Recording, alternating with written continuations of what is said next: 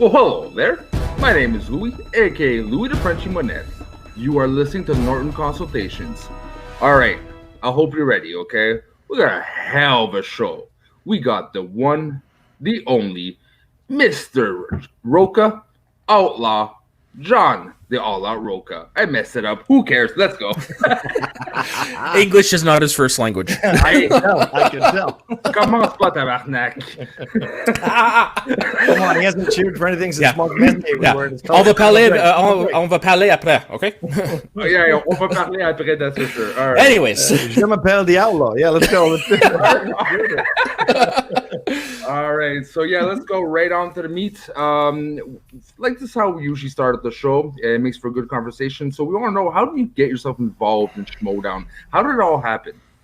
Oh, well, it was pretty much Christian Harloff. I mean, I had seen the first season occasionally.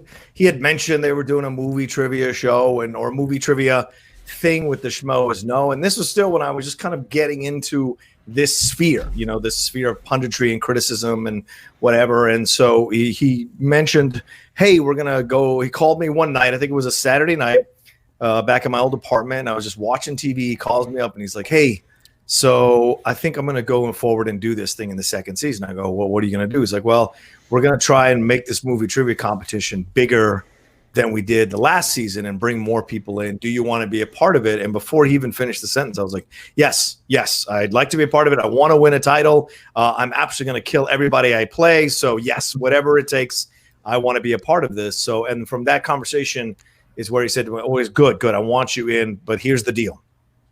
I need a heel.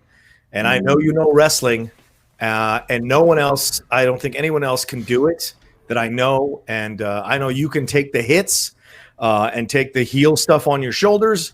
And like kind of, if this works, your followers will explode. All the attention on you will be bigger if it works for you as a heel. And if you somehow find a way to win the title, it'll be bigger for you. So all the things he laid out were very tantalizing for me at the time because I was still kind of building my brand, building who I was. And I love competition. I grew up playing sports the whole time, and I still was playing sports at the time. So, I love competition and the idea of movie trivia. So all of it just combined, and the fact you're going to throw in professional wrestling, all of it was a perfect storm of things to get me interested and excited. And from that conversation, we created and we talked about the Outlaw, right? I came up with a lot of what I wanted him to do. He came up with he made it very clear. I want him to be a heel. I want him to mess with people, blah, blah, blah. And then I kind of pulled out outfits and took pictures and sent it to him as we were talking until eventually we found the right outfit for the Outlaw. Yeah. So essentially all of it was there at the beginning. Like, he didn't take a couple days to go over it. It just, from that one conversation, the Outlaw was born. Yeah. We're both creative people. And I think the second he said, I need a heel, I knew exactly what he was looking for in my mind, what kind of heel he needed. And to be honest with you, there's a little bit of fun of poking at the nerds a little bit, even though I'm a nerd myself. Yeah. I was in the military, I was always in sports and working out. So to me, yes, I was nerdy, but I also had this other part of me that could be a little a bit of a playful bully and, kind of poke those buttons or poke the sides a little bit. So I knew how to mess with people. I have an impish nature at times. And so I was I knew exactly what to do. The thing is, what was going to make me distinctly look different than everybody else? And that's where we kind of put everything together. I had all the outfit in my closet from old Halloween costumes. The cowboy. Nice. Oh, yeah. I was a space cowboy 3 or 4 years ago. I had worn the V for Vendetta thing. So all of it just kind of was a piecemeal from all the costumes I already had in my closet. Sorry, go ahead, Lou.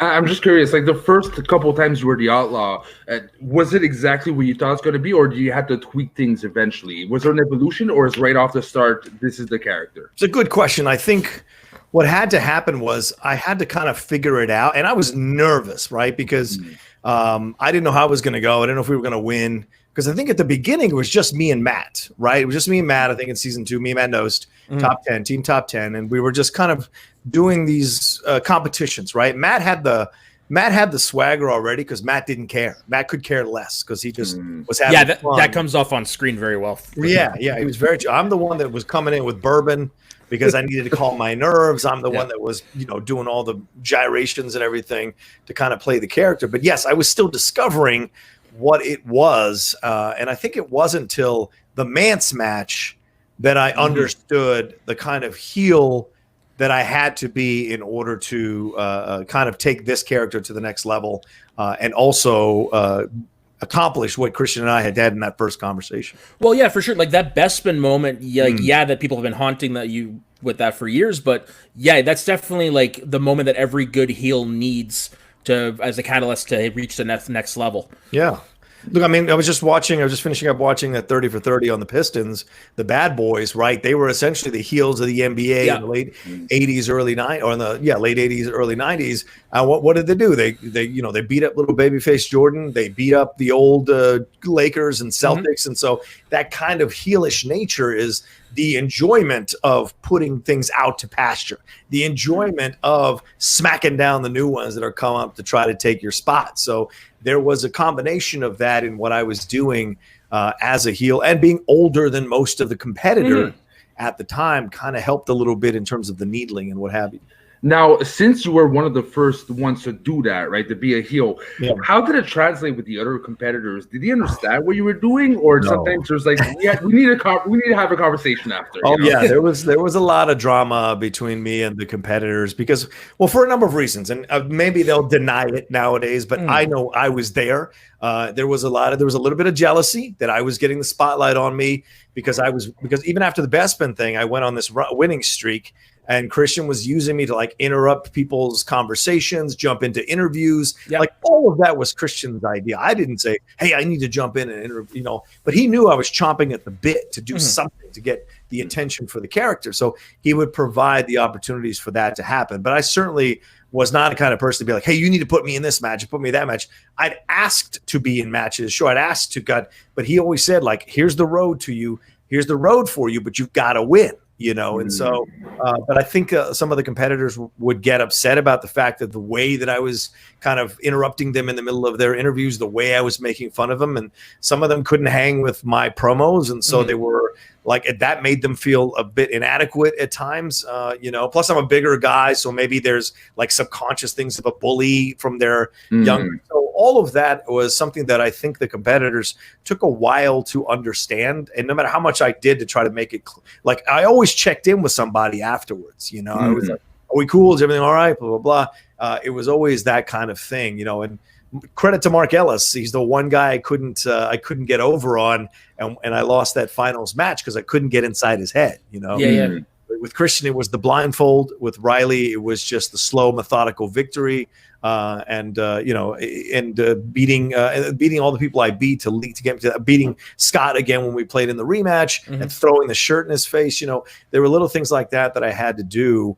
But there were lines, of course, like, I won't mention the competitor, but I mentioned that person's significant other. And that person came and spoke to me and was like, hey, do not mention my significant other anymore in promos. And I was always, whenever any competitor came up to me and was like, hey, I don't like that you mentioned that. Could you not do that anymore? I was always like, absolutely no problem. I'm sorry. So I was never like wanting to actually legitimately create beef at the beginning with any competitors. Yeah, and then that's the thing. Like I don't know if a lot of spectators know this or not, but it's a two-way dance. It's like a tango. Like you can't do it if your partner's not fully on board, right? Right. Yeah. Talking about partners, one of our favorites among the admins is Matt Nost. He is sadly personally underrated for a competitor, but also his humor. It's very intelligent, you gotta get it. If not, it pass over your head. But once you get it, man, does it hurt. Oh yeah, his barb of a good one to Bateman just still makes me laugh. Oh yeah. Yeah. So could you obviously Matt Nost for a long time. Could you talk about your relationship with him, not just Schmoedown, but Top 10, a bit about the man? Yeah, well, actually, quick question. Did you guys know each other before you teamed up in season 2? No. Well, we had our podcast. We had not known each other before the podcast. Okay. So, but we had been put together by Mark Ellis and by Christian Harloff. Ellis was a friend with Nost. Harloff was my friend. And so they put us together to do the Top 10 show. And we had met separately outside of that first meeting, Matt and I, a couple times. We had breakfast downtown one time, and I think we met for coffee somewhere before as well. And that's when we realized, okay, we do have a little bit of chemistry here. We'll see what's up. And so we were recording the show for a bit. And then that's when Christian was like, well, do you guys want to do this trivia show? And Matt thought it was, both of us thought it was a good idea, but Matt also thought, hey, well, this would be a good way for us to kind of get seen by people and kind of further the attention for the show.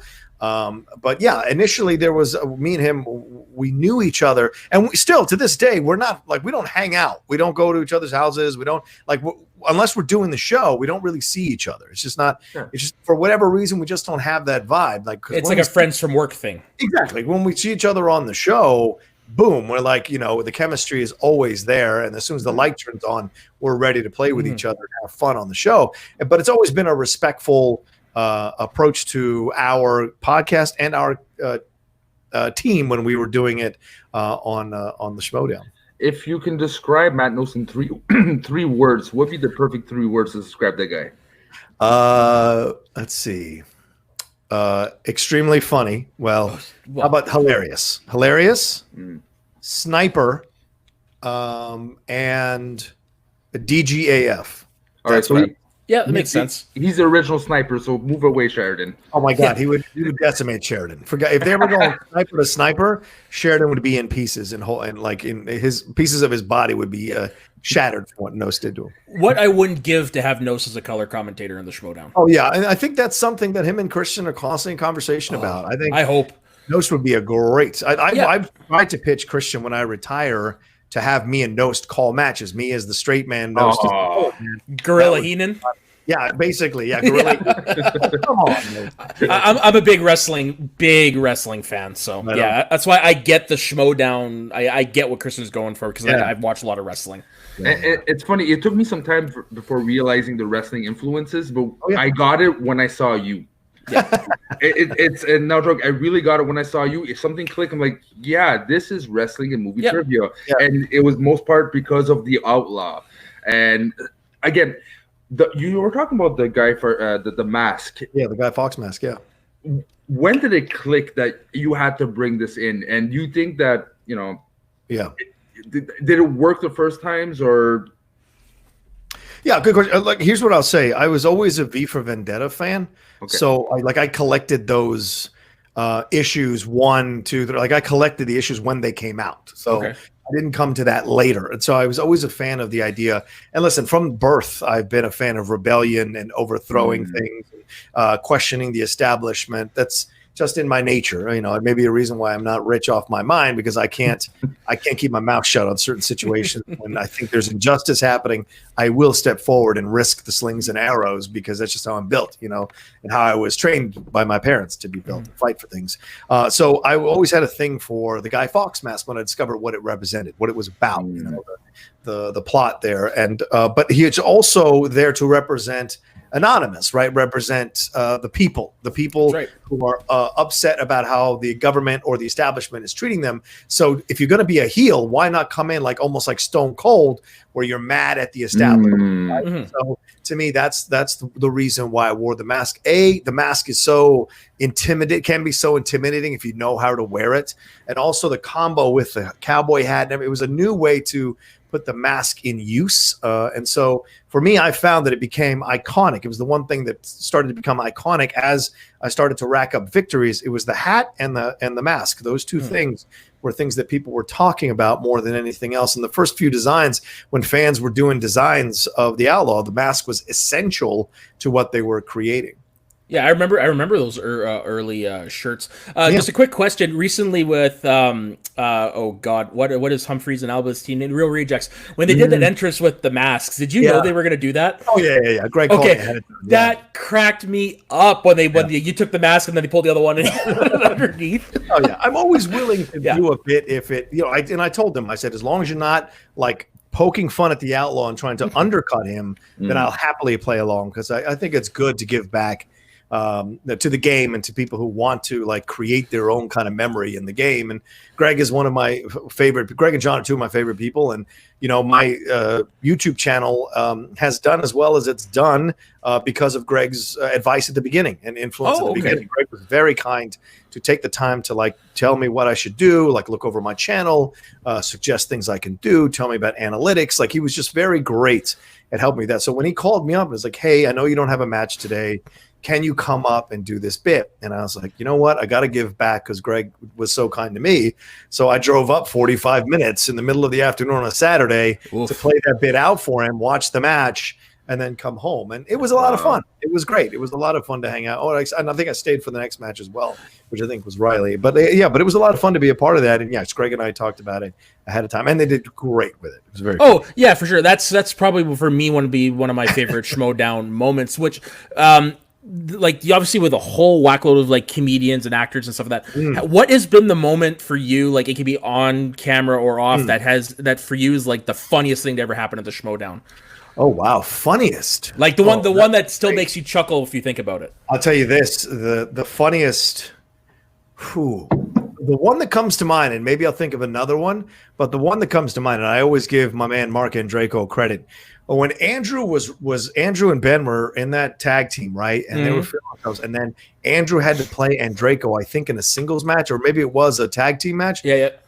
Andreyko had that one comment that absolutely destroyed Guy. You saw Guy implode from the inside out from Andreyko's comment, and I'd never seen anyone shut Guy up. And it was brilliant. And I was just laughing my ass off because I was just out of respect for him coming up with the perfect way to just absolutely short circuit Andrew to the point where he had to give it up. You know, he had to give up credit to Andreyko for the ability to do that. I think the other funniest moment would have to be, it just came to me as we're talking about it, is when my first match with Dan, when Dan, for the title, I said to Dan, are you ready to give me that belt? And Dan said, why? Are you going to clean it up or shine it up and give it back to me? And I just, it was such a perfect, the timing was so perfect that I just was like, oh, all right. And I couldn't even come back because I'm like, that's such a great comeback. I got nothing to say here. Yeah, he's got a very underrated wit for sure. Yes, he does. Yeah, like I'm on his Patreon, and I'm actually on yours. I sent in that question when you did the Outlaw Nation with him about what book would you write. That was me that sent that in. Oh yeah, thank you. Yeah. That was a great question, man. Yeah, and I'm watching his first video for his Patreon. I was like, I hope he does all his videos like this with a lot of the self-deprecating humor and stuff because he's very underrated. Yeah. This is completely out of left field, but who's the loudest, Mance or Bibiani? Oh, it has to be Mance. It has to be Mance. Yeah, I don't know. It's like a good question. Yeah. Who's the loudest? It has to be Mance. Okay. Who's the how can I say this correctly? Who's the loudest in needing attention? It's Bibiani. Yeah, I see that on Twitter. Twitter. Oh, of course. That's why I mute Bibiani. I don't even waste time with that. Is no disrespect to Bibbs. He talks too much. It's not for me. Yeah. Is Bibbs that annoying brother that you love, but at the same time you're like, Bibbs? Yeah, Bibbs. Yeah, kind of. Yeah, because I always say this. It's a double-sided coin with Bibbs. Like, I think Bibbs is one of the most intelligent analysts of films I've ever read. Like, if you want to read any of his columns where he's defending a terrible movie, like last year's Hellboy or 2 years ago Hellboy film, his defense of that film is a marvelous defense. And you're just reading it going, God, I don't agree with a damn thing he's saying, but he's certainly laying out so perfectly. You can't argue that this is coming from an intelligent mind. The other side of it is he so needs to have that brain stroked all the time that it causes problems, I think, with him and with other people. And he's such a sweet guy. He really is a sweet guy, but he does have a tendency to let that nerd rage out, or that nerd need to be stroked for his intelligence out. And if he was a more self-confident person, he would be an incredible combo in the Schmoedown and in life, you know. But we all have our things. We all have our things that we have to struggle with every day. Is it like one of those things where it's like, here's the line, but he doesn't know it's there, sort of thing? Or kind of, yeah. But he doesn't cross it in a hurtful way. Oh, no, for sure. I think sometimes he's just really oblivious at how it can come across. And look, I'm sure some people would say that to me. You're oblivious to how your heel talk can come across. So I don't know. I mean, for me, that's how I feel about this. I used to get that same thing when I was younger, because when I get excited, I really, really go, and I don't think about what's happening until, I probably shouldn't have done that. But so, I kind of understand that. Yeah. And when I was younger, it took me 5 minutes to understand what the fuck was going on. So, so it takes a different kind of people for a different exactly. complete world. You know, he's one of the great characters in the game, so you can't deny him, no matter what. No matter what you say about Bibbs, he's one of the great characters in the game, and a lot of people love him, especially for the free for all stuff. Oh yeah, no kidding. Last year's, dear Lord. Yeah, it's pretty incredible. Like how if this is a backstage thing, if you don't mind me asking, like afterwards, like how was he? Like was he like ready to fall off his feet? Like to be honest with you, I didn't stay till the end because we had been there so long already, and I was pretty mad about how I went out with that Jules Diamonds bullshit. And so, which I agree with. There's a lot of semantics. My girlfriend took me to dinner at one of the places downtown Los Angeles afterwards, and then we just went home after that. So but he was out there signing. I remember this actually now.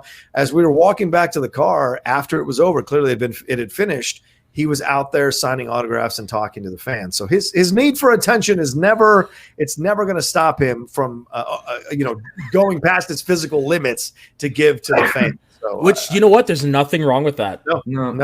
If he's willing to take the time, I think that says volumes about him and his dedication to the game. Yeah, you can't help but respect that. Yep. As hard as in the game, like aside from you, in my eyes, and I don't know anyone personally from the Schmoedown, but he seems to be someone who lives, breathes, and dies Schmoedown to the fact that he's one of the poster boys of. You think about Schmoedown, you think about Outlaw, you think about Bibbs.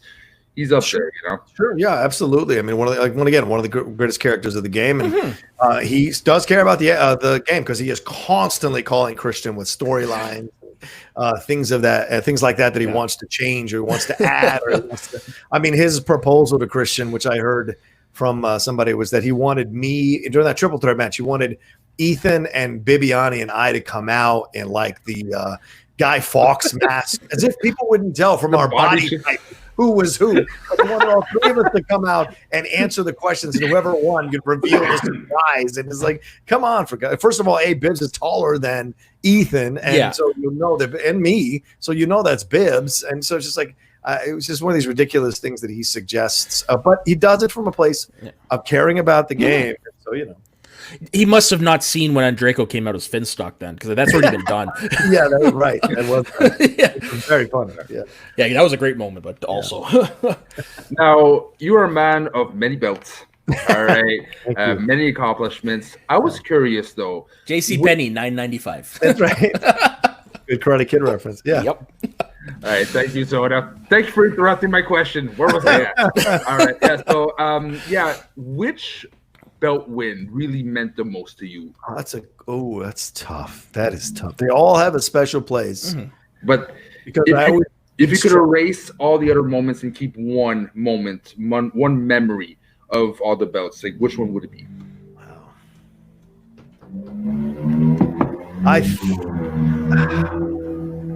It's tough, honestly, because it's such a tie between the first time when I beat Dan and then when we just won the tag team belts in Orlando, the live event.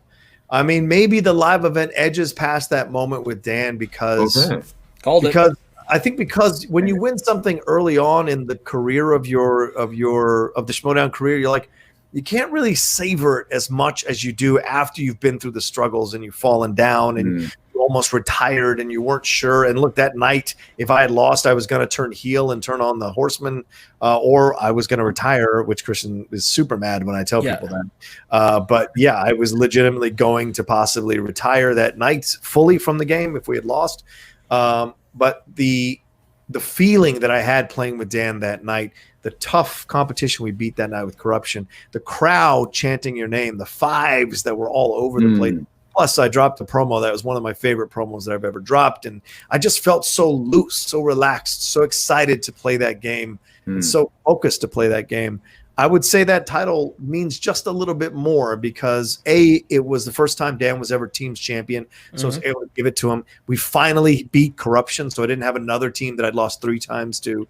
We did it in a live event, and we did it when a lot of people were questioning whether I was good enough anymore. So all of that, I think, combined to be a really great victory, for us. So maybe you say the stakes going into that one were much higher than when you beat Dan for the title? I would say so. The stakes felt like they were a bit higher, but like I said, it's tough. It's a tie for me because the beating Dan the first time, after I fought for a year to face him and I had taken that loss to Ellis, and then I had to come back from 12 points down or 10 points down against Riley that second time to win at Collision or Spectacular.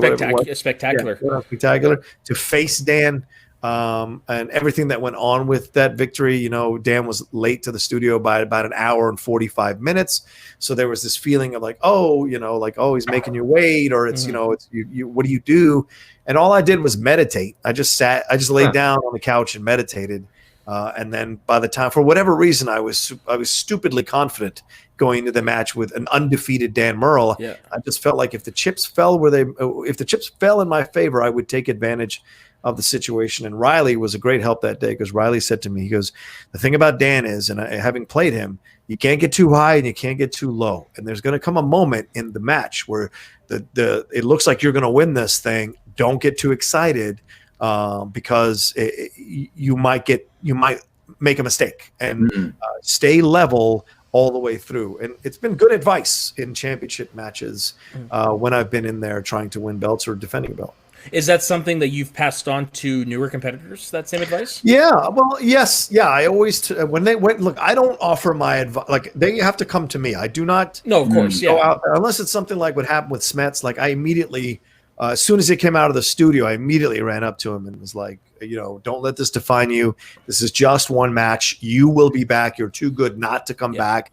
Learn the lesson, take the hit, suffer for a little bit, then focus back into getting the belt back. You will get the belt back, but it's going to be tough for the next few days, but try really hard to forgive yourself and realize you can come back from this.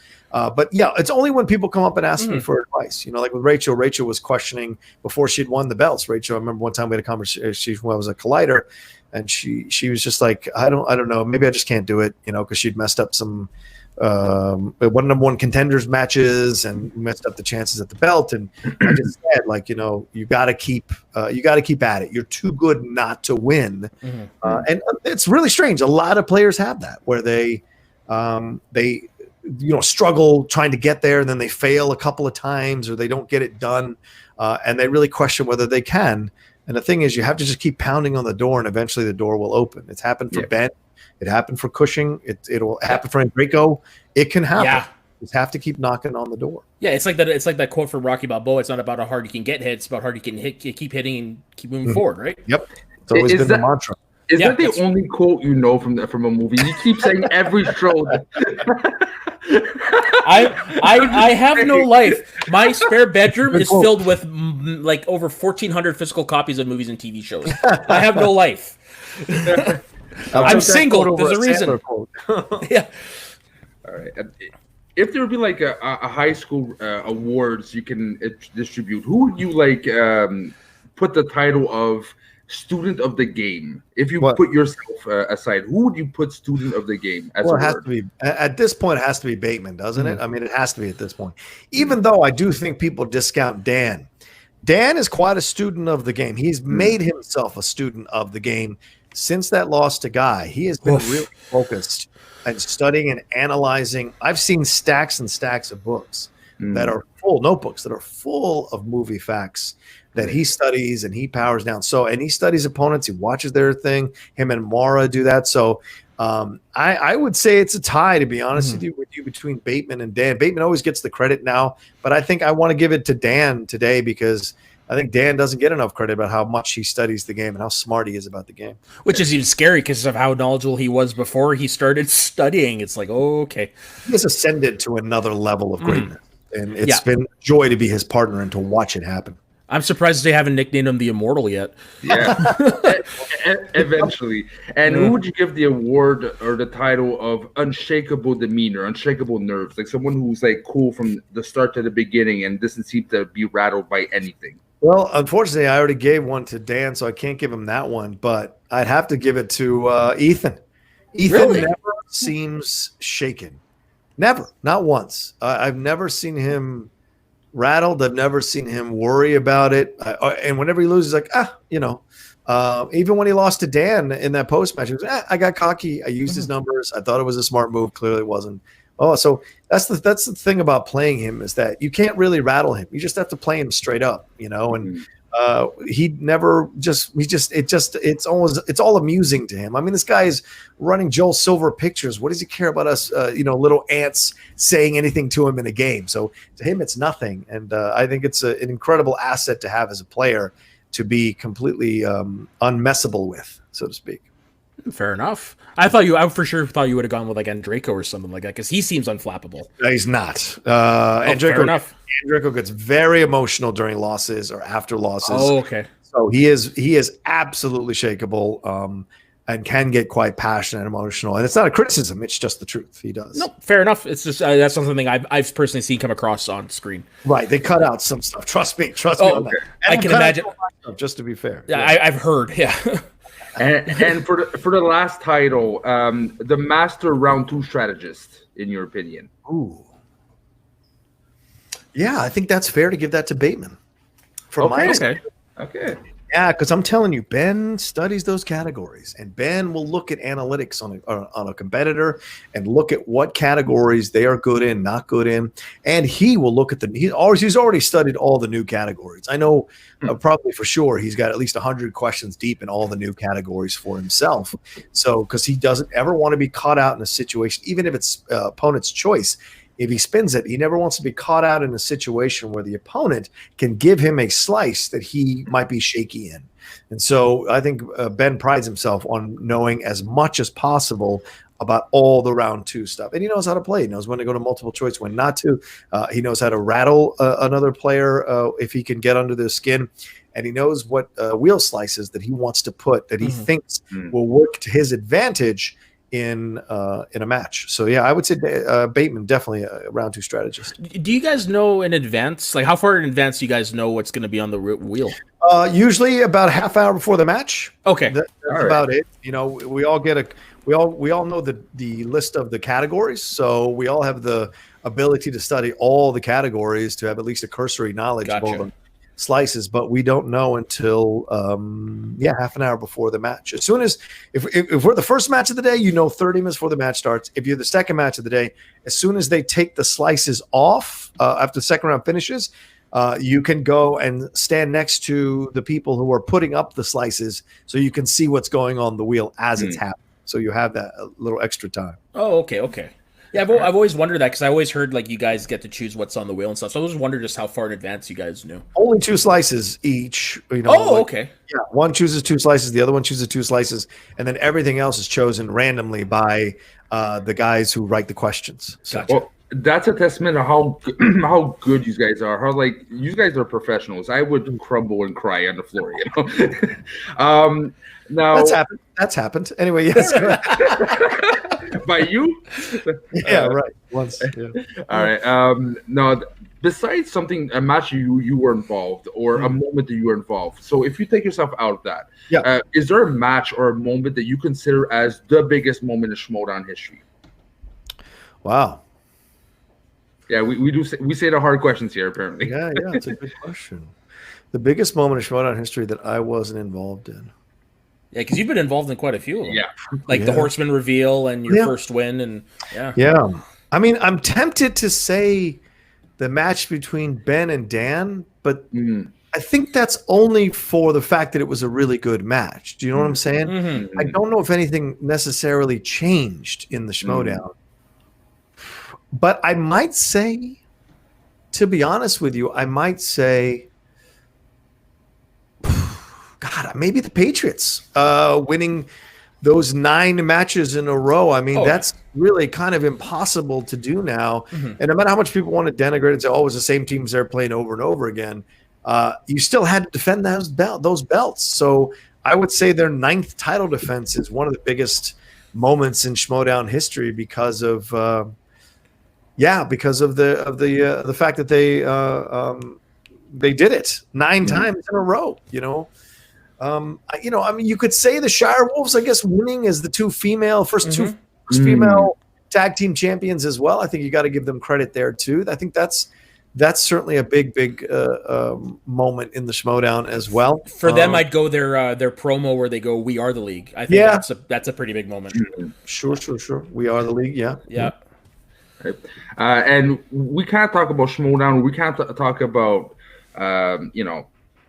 the Finstock and change and everything without talk about the man, the WTF himself, Mr. Finstock. I've been amazed by the guy. At first, I didn't get the guy at all, and then every time I watch him, it's like a train wreck. You're just like, what's going on? Can you talk about a bit, first of all, your relationship before being teamed up with him and now during being teamed up? Well, character-wise, I've always hated Finstock, right? I never trusted that guy.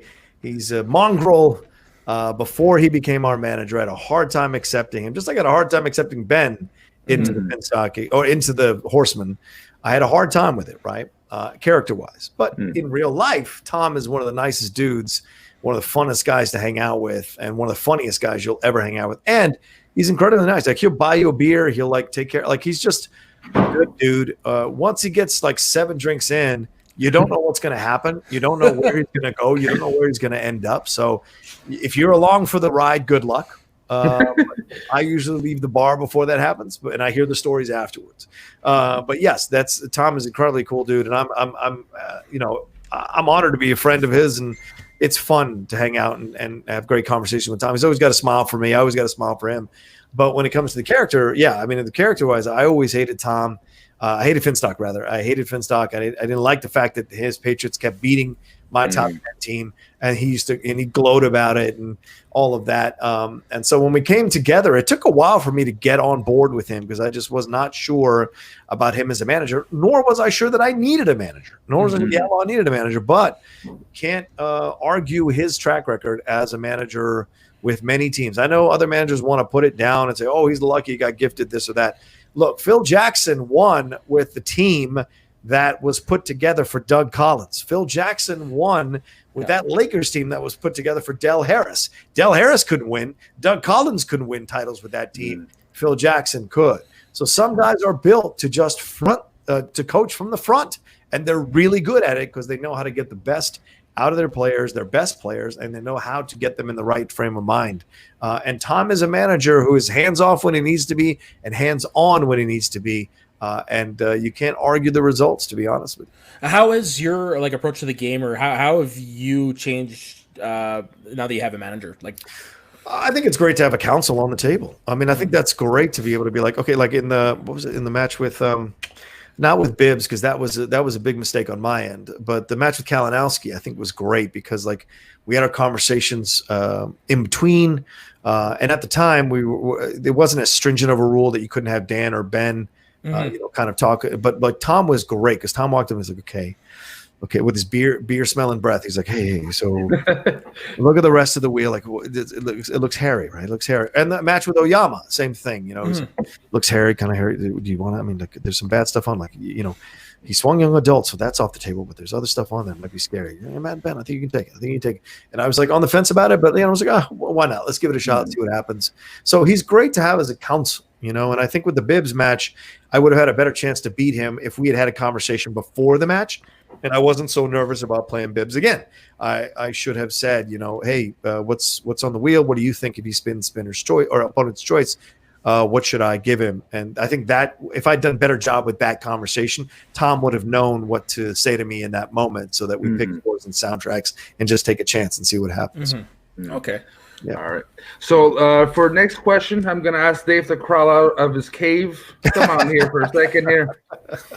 I like my cave. Dave? I like my cave. It's very nice. No one sees me in there. All right. So you like it damp. Okay, we get it. All right. You look like the guy from What We Do in the Shadows. You look like the energy vampire in What We Do in the Shadows. I'm not going to say that's the first time I've heard that. Wow. I like it. It's good. All right. So go ahead.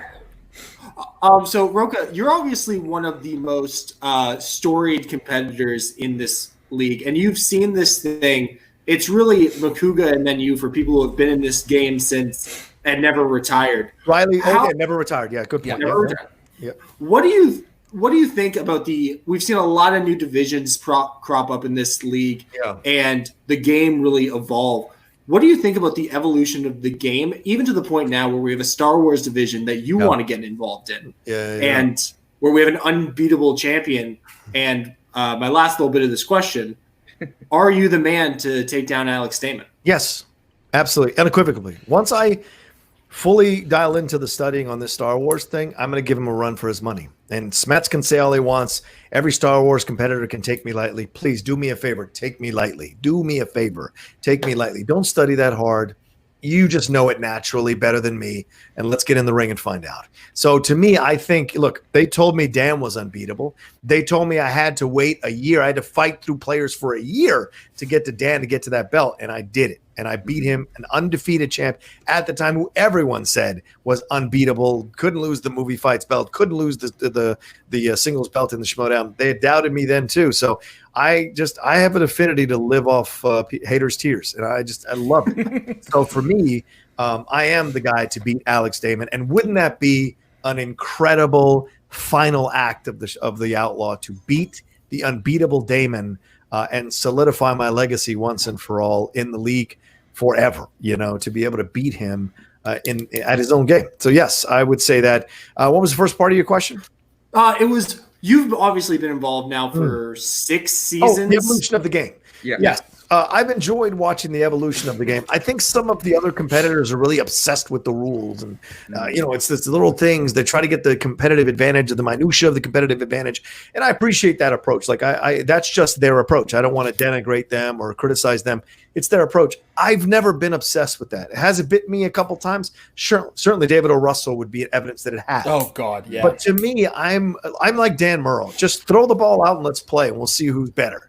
And that's the kind of that's why I love teaming up with him, because Dan and I are always like, just put us in the ring and let's see what happens. And we just want to fight. We like to fight in the ring. We like to battle. We like to win. And so to me, all the evolution of the game has been fantastic. And I've enjoyed how big it's gotten.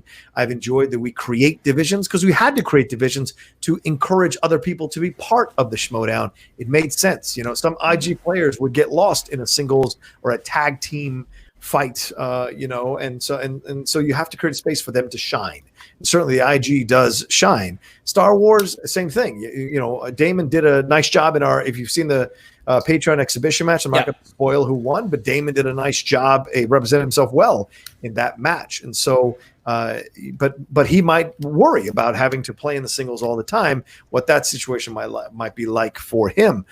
So I like that they created these divisions so that other people shine and do well in it. So I'm a fan of it.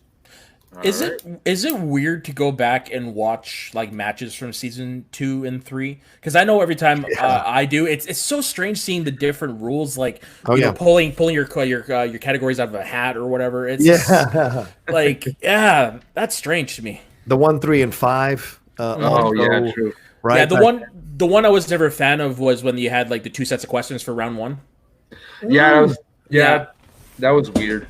I remember that because that was always like, people were always fighting about that after round 1. People were always, he or she got easier questions than I did. And it's always relative, man. It's always subjective. It's like, because you can answer them quickly, you think they got an easier set of questions.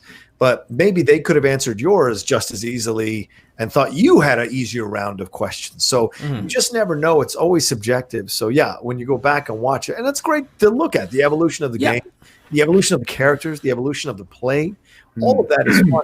And the fact that we're getting tighter and tighter and people are getting more and more passionate, more and more angry about it, lets you know that we've got quite a product on our hands that people care about. And the comments in the on YouTube under all the matches lets you see that the fans are just like any fans in a sports message board. They get out of control and they get really complimentary and then really angry, and you just love it. You want that passion to be around your sport. Yeah. Is there a rule change that you think has actually improved the game quite a bit? Because I've noticed that there's been quite a few rule changes. I was just wondering if there's one that you think is like, that's a great one. Like I said, I don't really pay attention to the rule changes, but like fair enough. Yes, some, and maybe that'll jog my brain. Like, what are some that have stood out to you guys? Well, like the implementation of the JTE rule. I think that was essential. Yeah. I think that was very important because JT kept asking for repeats to delay. I would say the challenge. The challenge. Yes, absolutely. Changed the whole game. Excellent. Absolutely. And people have been pushing for a timeout, and I think that's going to come at some point too. Okay. Where you get a timeout in the middle of the second round, so you can just kind of get your head straight and talk to your manager about a situation, So I think the challenge has been essential. I think the rule change that happened as a result of Dan and I's match against Corruption, the first match, that everyone kind of gets their challenges all wiped out going into the sudden death, and you get one challenge. And so you get another challenge rather. So everyone gets a one challenge in the extra round, the sudden death rounds. I think that's been good. But certainly, I think that the challenge situation is one of the big rule changes in the JT. Those are two really big rule changes, actually. Yeah. Fair enough. Now, we usually want to reserve the end a bit. We are all about Schmoedown, but we love to know John Rocha, the man itself, himself. So, Sure. Just curious, top 3 sports team in any sports: hockey, football, baseball. Your top 3 best sports teams ever. Oh, do you mean by year? Just any year. If you have a specific year, for me, it's Canadians, but that's just me. Right. Canucks, Yankees, and I'd probably go with the Bulls of the 90s. Yeah, I would say the Bulls of the 90s, because I think that team could beat any team in the history of the NBA. I don't care what anybody says. Yeah, I'm watching that Last Dance documentary. That's an eye-opener. And that version of the Bulls, not that Horace Grant version of the Bulls, that version of the Bulls, the late 90s version of the Bulls. The Rodman years. Yes, the Rodman years. That's the team I think that could beat any team in the history of the NBA. The Lakers in their prime, the Celtics in their prime, the Warriors with all their Rodman would hound Klay Thompson into oblivion.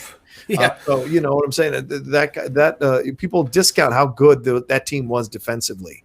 So I would say that definitely. I would say the Derek Jeter Yankees from '98. I think that's a team.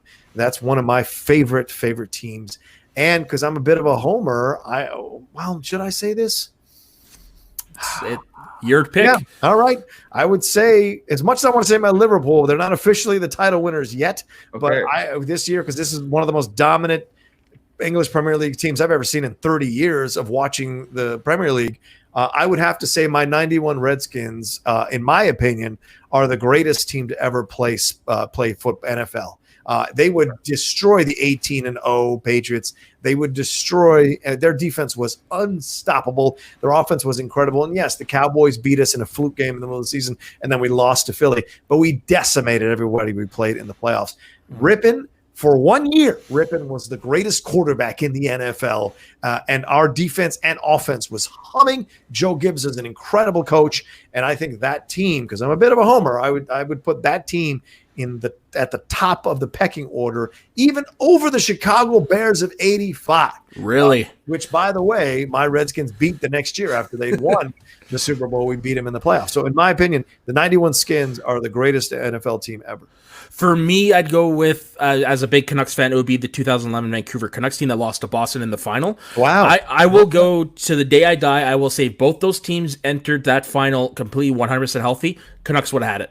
Yeah, but they were so banged up. Boston took like massive physical advantage of them. Some of the plays was like scratched by. I was living in Vancouver at that time, so I saw all that stuff firsthand. I was there for the riot. Right.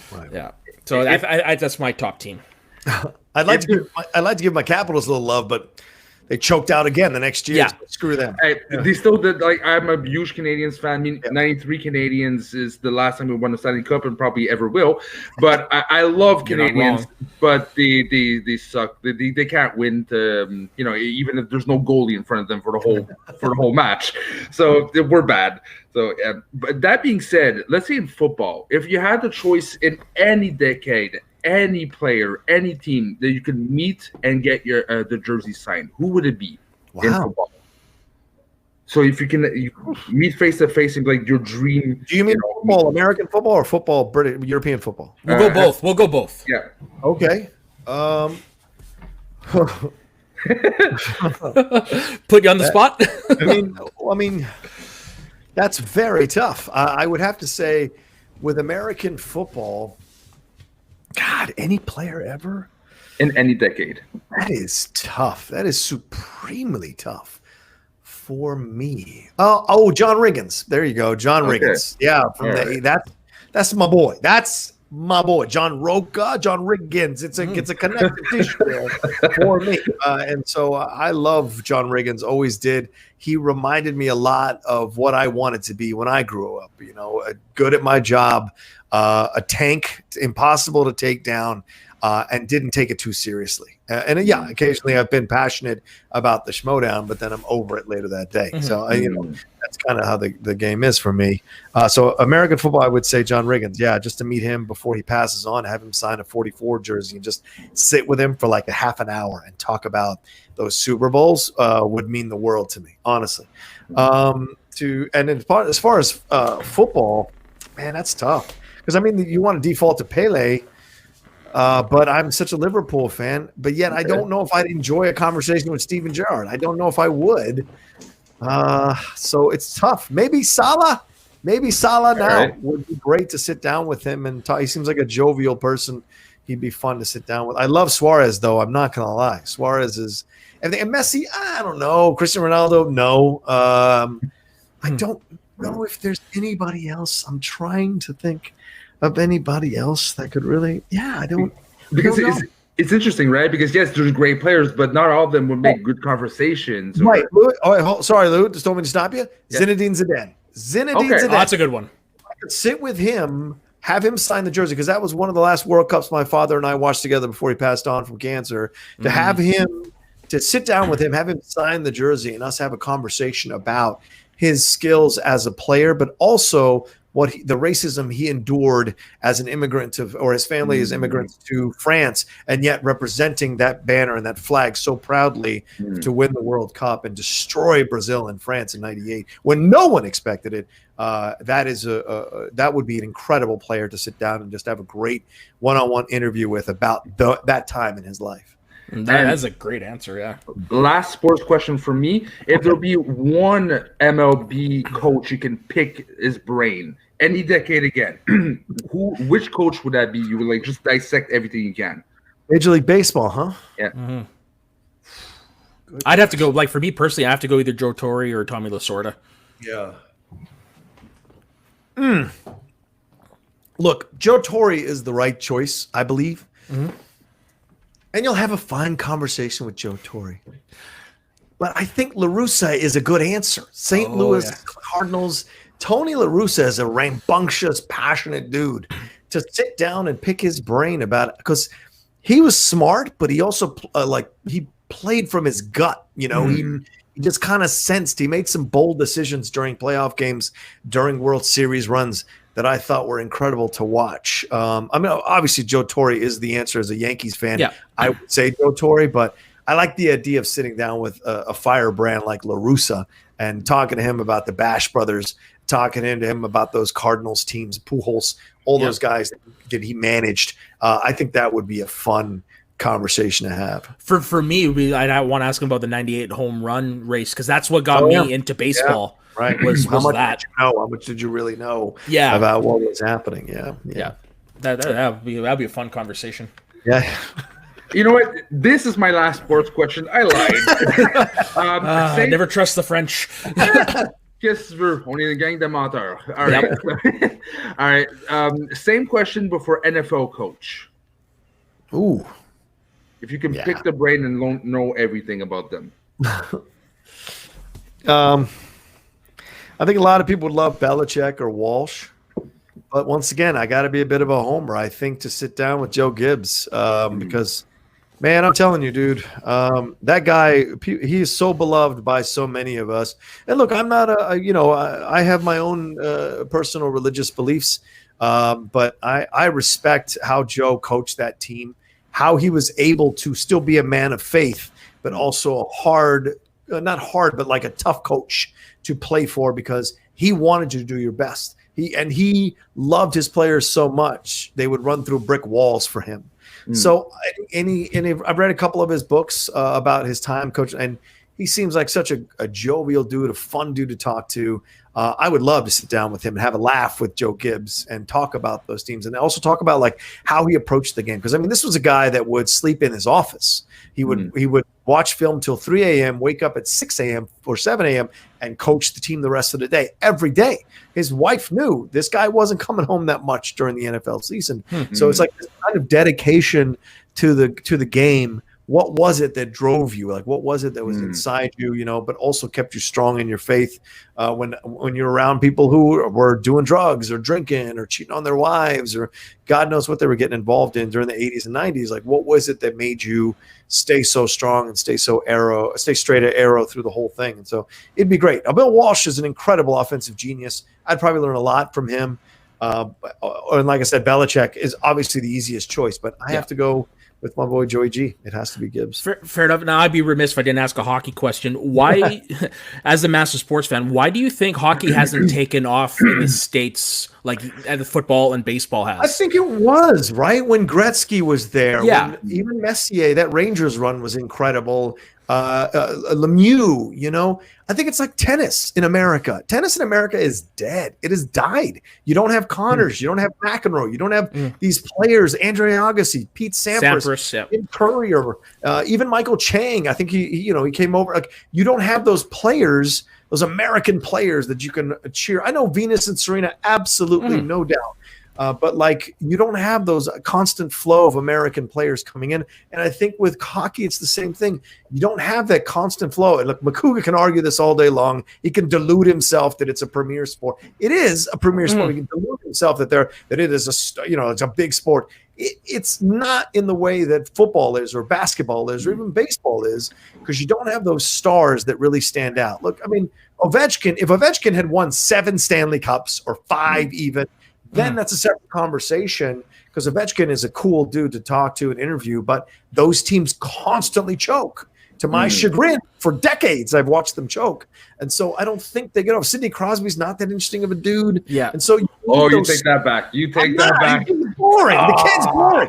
But he's a straight arrow. But like, you look at these, you need to have stars like we had in the past. You know, there were some great players that were just the best in their game, and like Brett Hall, Mike Modano, Chelios, like that team in the 90s. Great reference. Yeah. Like nowadays, really the biggest American star is Austin Matthews from the Leafs. Who?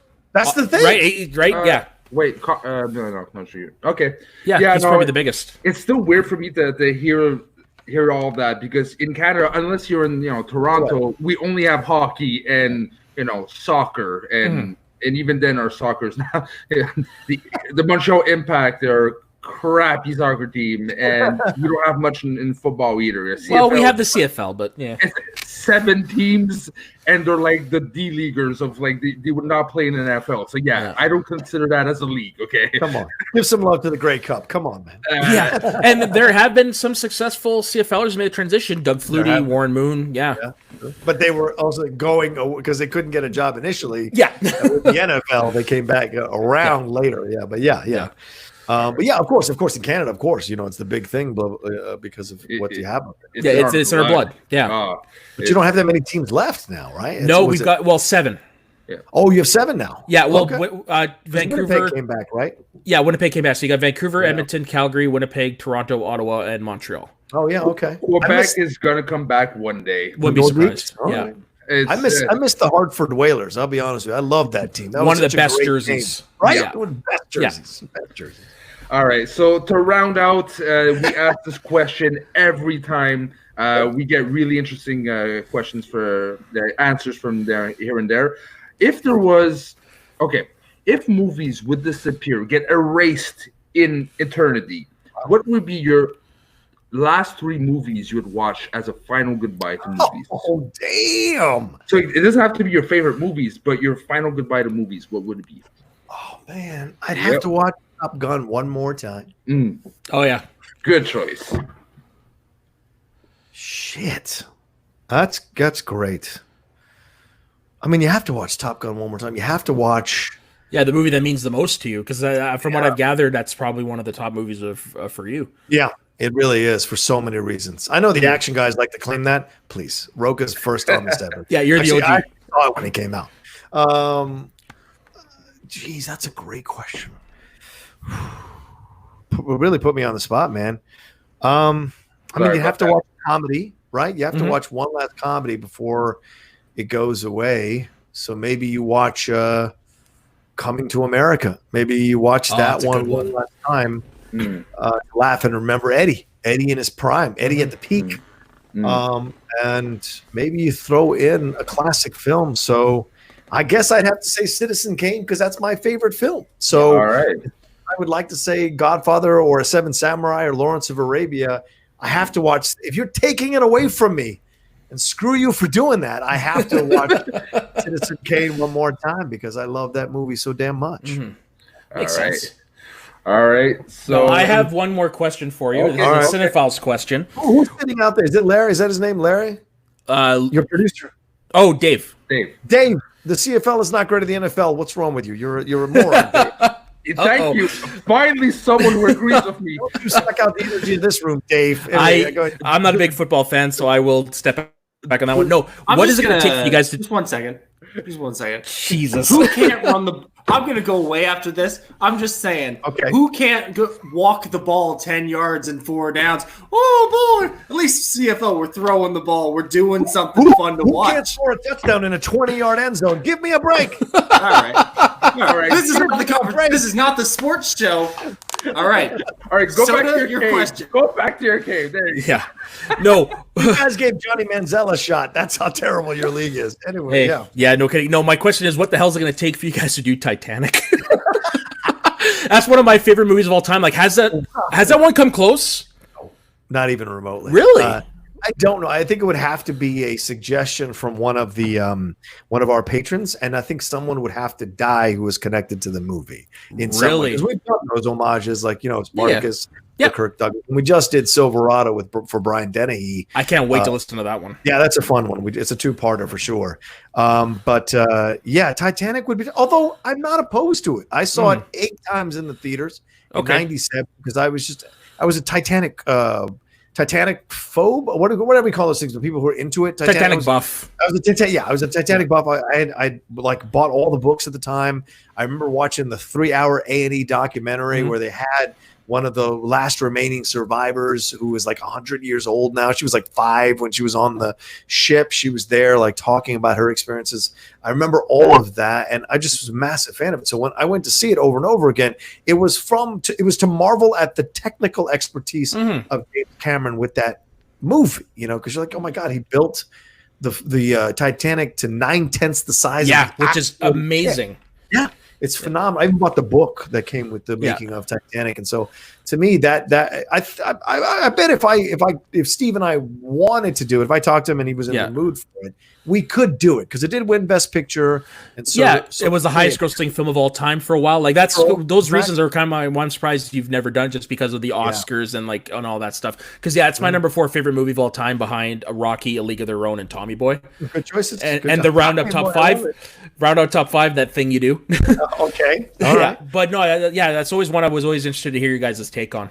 Was Titanic, I think that's more possible for us to do than Avatar. I remember we mentioned Avatar the other day, and both of us were like, I have no interest in doing that. Yeah, so, I haven't been able to watch it since theaters. Yeah, it's okay. I don't think they'll do well myself. All right.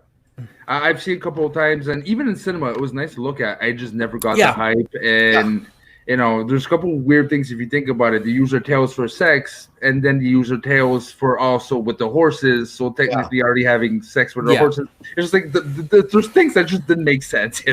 That's one of those movies that it's better to watch on the big screen for the experience than it is to watch at home. Yeah, for the look of it. Yeah, exactly. It's still the best use of 3D I've ever seen.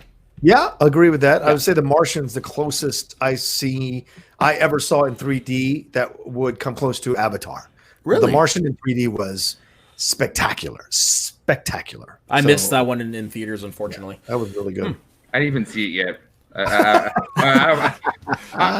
It was good. I enjoyed it. I wish I had time to watch movies these days, but man,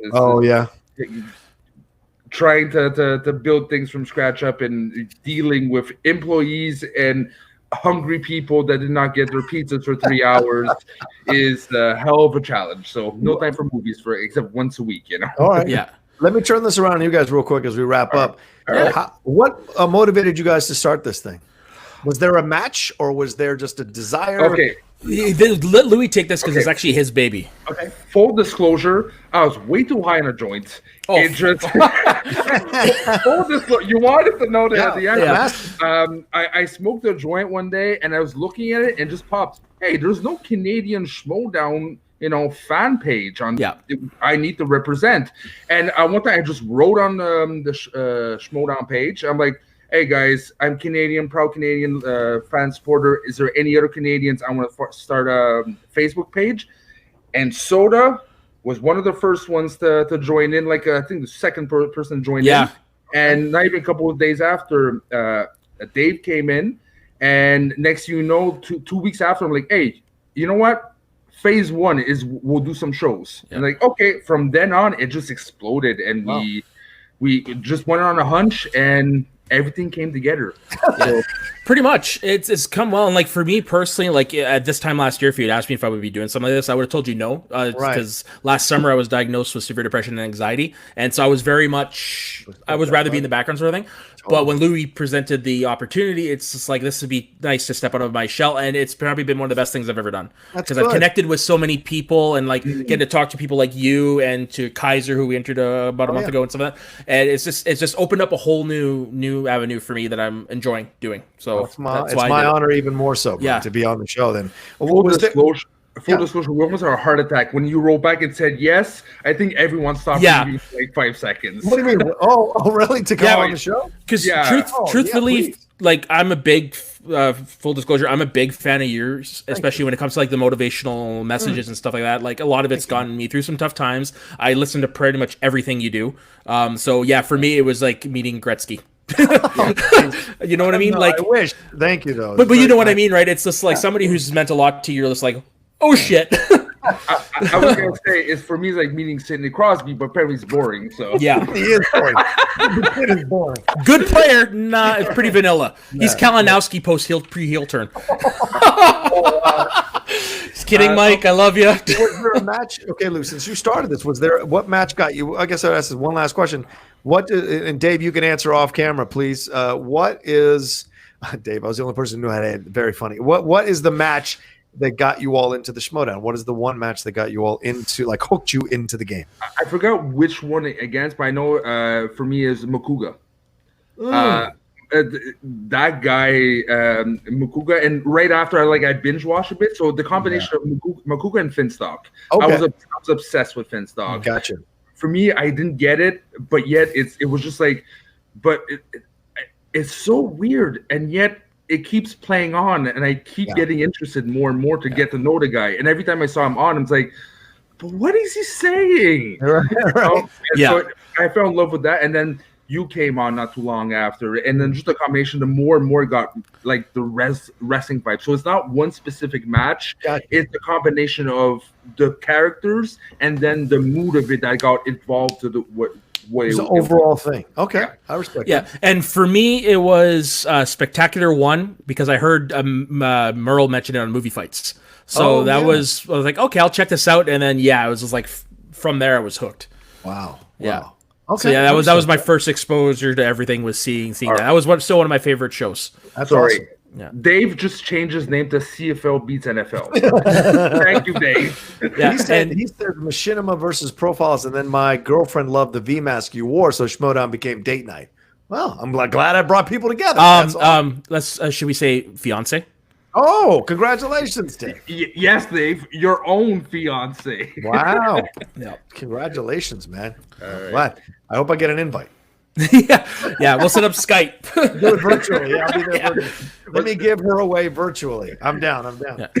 Actually, on a side note, with this whole COVID thing and stuff like that, how has been this having to do everything virtually? Like, how has that helped? Like, build your thing? I haven't missed a beat, man. I mean, it's been kind of nice to have.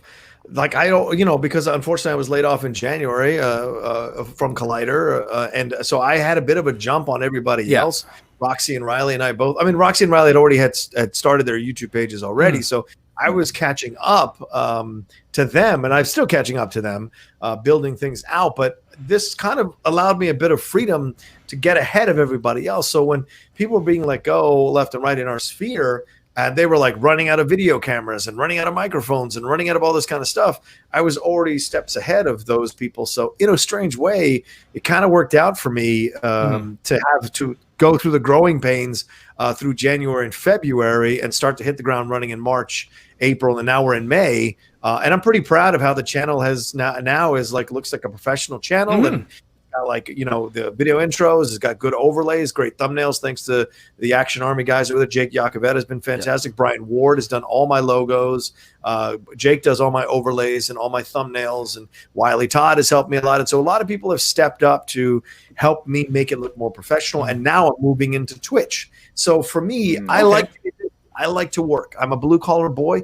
I like to create things. It's not about my ego and wanting to be on all the shows. No, I like talking to people, which is why most of my shows are live, because I like to interact with people and hear their points of views and hear their thoughts. And I'm always going to see myself as a pundit / reviewer who is an analyst who is 1 foot in the fandom and 1 foot in the actual film criticism. And I never want to take my foot off the ground and put it both of them in one side. So this is my way of still being able to review films, talk about entertainment, things of that nature, or sports or pro wrestling, and stay connected with the fans and hear what they think, because they're the lifeblood of what we do. So for me, it's always been the approach. So having, learning how to do that, developing how to do that, I think it's been great for me, honestly. And I know people are freaking out and like they don't know what to do with themselves. They're stuck in the house all day, and I'm like, I'm having a good time building this thing up. So yeah. You're doing what you love, and I think actually putting Strong Style live was a good idea.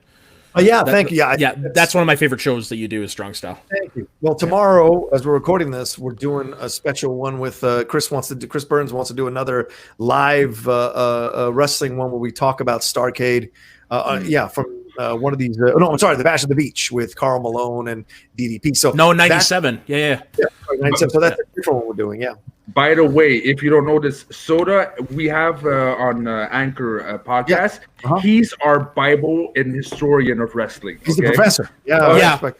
So if there's one guy to talk to wrestling for like 4 hours on end, it's with this guy. Well, when you want a guest on there, let me know. We'll have fun. I'm down. Oh, yeah, for sure. Like, I'm not gonna lie. I kind of aped your thing you're doing with Aaron a little bit, but my thing is like I'm trying to get people who've never seen matches or haven't watched in a long time and reintroduce them to it. Yeah. That's smart. Yeah. We still have you on. Yo, yeah, for sure. Yeah, like I would love to talk wrestling because as you're around like the stuff. Like I was born in '87, so I missed like the boom of wrestling and stuff. Yeah, I missed the golden age. So I would like to get eventually somebody's view on that. Yeah. Sure. Basically, he wants an old person who doesn't look old. Yeah. Exactly. All right. Yeah. It's funny to hear my dad talk. Say that again? I was gonna say it's funny. Like my dad's the one that introduced me to wrestling, and it's really funny to hear him talk about Andre the Giant pre WWE. Like he still calls him by his old French name, Jean Fredé, which is Friendly Giant. Right. And so it's very, very interesting to hear my dad talk about him that far back. Yeah. I love it. Andre was a man, dude. Oh, for sure. For sure. Yeah. And a Quebec guy. Right. True. Very true. Well, from France, but he made his name in Quebec. Yeah. Yes. Details. He's French. He's in Canada. Quebec it is. Yeah. All right. Go GSP. All right. Yeah. All right. So let's wrap things up. Thank you very much, John. Well, Mr. Rocha. I'll stay formal. That being said, you already mentioned a bit your shows. Is there something you want to highlight to the viewers? Yeah, sure. I mean, like I always said on the social media, please follow me at The Rocha Says. That's my homage to The Rock, Rocha though, instead of The Rock. So the Rocha Says. Follow me there. And of course, my YouTube channel, youtube.com/John Rocha Says. Go and follow me there. Go and subscribe rather to the channel. So much content, like I said, sports, entertainment, film reviews, TV stuff, pro wrestling, sports, everything. It's all being covered. And I'm about to start the Star Wars show called The Jedi Way. So that's going to be a pre-produced show. So that'll be an edited show as opposed to a live show. Okay. And I'm about to jump on Twitch. I think Monday, Wednesday, and Friday, I'm going to do a late night show that's called Rocha Unfiltered, and it'll be really me talking about whatever the F I want to talk about without any restraint, without any issue. So it could be politics, it could be movies, could be sports, could be fashion, could be design, could be anything, but it's me talk. Could be Collider, could be anything. It's all up in the air. Whatever people want to ask me about or whatever I feel like talking about, that's what it's going to be. It's kind of my answer to those like Hannity type shows. It's me developing and it'll be only on Twitch live. And so we're working on that as the next show to launch on the Outlaw Nation channel. So come be aboard of that. And of course, Top 10 Cinephiles and the Geek Buddies, all great podcasts that I do. Go get involved with those and enjoy those as well. Busy man. Yeah, all right. Yeah. And you, Soda, where can we find you? Across the platforms at Soda_the_Saxman. You find me on Anchor doing Ringside Rewind whenever I'm up for recording an episode. And that's pretty much it. All right. And by the way, if you're not subscribed already, What are you doing? Subscribe. We have amazing content. Look, we have here. We have Rocha. Don't miss a thing, okay? So subscribe, and on my side, you can find me nowhere because I'm going to bed. I want to be left alone. Goodbye. So long.